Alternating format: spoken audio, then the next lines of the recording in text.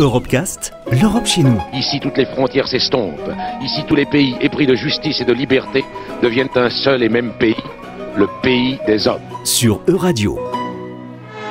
C'est bien la fin d'une horreur sans nom pour les détenus du camp de Belsen, où 60 000 hommes, femmes et enfants ont vu arriver les troupes anglaises.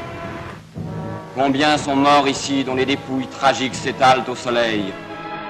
Nous sommes le 27 janvier 1945. La première patrouille de l'armée rouge fait son apparition à Auschwitz III en fin de matinée et à Birkenau en milieu d'après-midi. Elle découvre l'horreur des camps et la mort industrielle.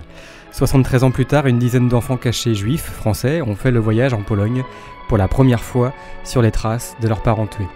Le réalisateur nantais Marc Gransart les a suivis et en a fait un film, La Visite. À chaque fois qu'on fait ce type de film, on rentre dans l'intimité des personnes. Et il y a comme un accord tacite qui se noue entre celui qui filme et ceux qui se laissent filmer. Et le tournage a été un vrai miracle.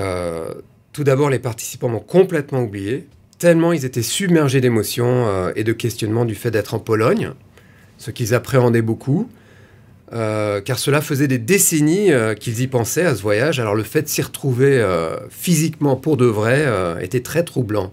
Ils le disent dans le film d'ailleurs.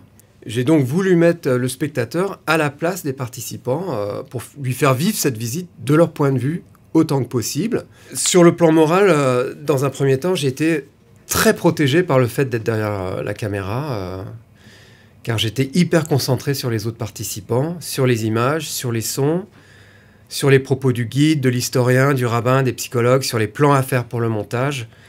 C'est après coup, lors du montage justement, que la dimension monstrueuse et tragique de cet endroit, qui incarne vraiment une forme de mal absolu, me sont revenus en pleine face. On se prend vraiment les émotions en pleine face. On est toujours dans l'enceinte des crématoires 4 et 5. On est aussi ici derrière les chambres à gaz, derrière les fours crématoires, dans un des nombreux endroits où les nazis font déverser par les membres des Sonderkommando les tonnes de cendres qui proviennent de la crémation des corps. Lorsque je pose une question à l'une des enfants cachés, car j'avais vu qu'elle s'était rendue compte que l'endroit où elle se trouvait était probablement celui où sa mère avait été assassinée. Donc je lui pose la question de qu'est-ce que représente cet endroit, et dans sa réponse, elle ne parle pas de sa mère directement. Et je n'ai pas voulu insister, ça me semblait déplacé et fautif sur le plan moral. C'est quoi en fait là-bas? C'est quoi en fait? C'est un crématoire des assassinés du printemps, premier trimestre 44.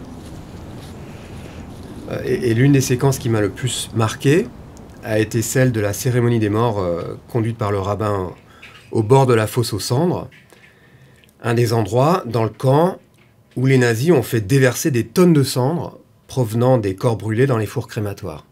Moralement et techniquement aussi, elle a été une des plus difficiles pour moi. Et puis j'ai été comme hypnotisé par le chant du rabbin, par sa prière, les visages des participants que j'ai essayé de rendre le plus beau possible dans ce moment de recueillement.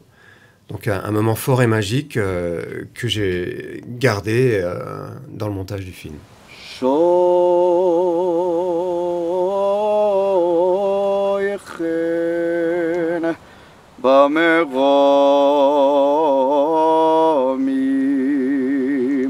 Et si les rites funéraires, ici juifs en l'occurrence, mais c'est vrai quelle que soit la culture et la religion, ne sont pas correctement effectués, il y a de fortes chances pour que les morts continuent de hanter les vivants, d'une façon ou d'une autre.